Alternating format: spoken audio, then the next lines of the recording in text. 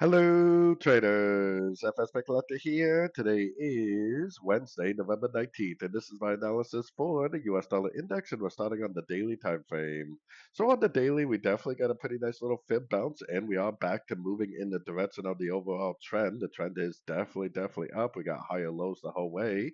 My analysis has been very bullish for quite a while now. I even have a target way up here that would take out the high wave 4. So definitely still very bullish. The dollar itself going down to roughly the 1 hour time frame is where we see a break of structure on, like, well, technically I would say it's the 2 to 4 hour, but we got a nice break of structure back to the upside after what I would consider a possible three-wave pullback.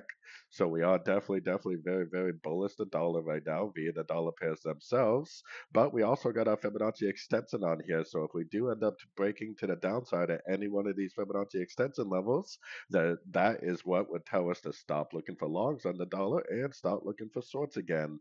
But with the fact that the daily and the weekly is up, we definitely want to keep in mind that the trend is always your friend, and the trend is definitely up.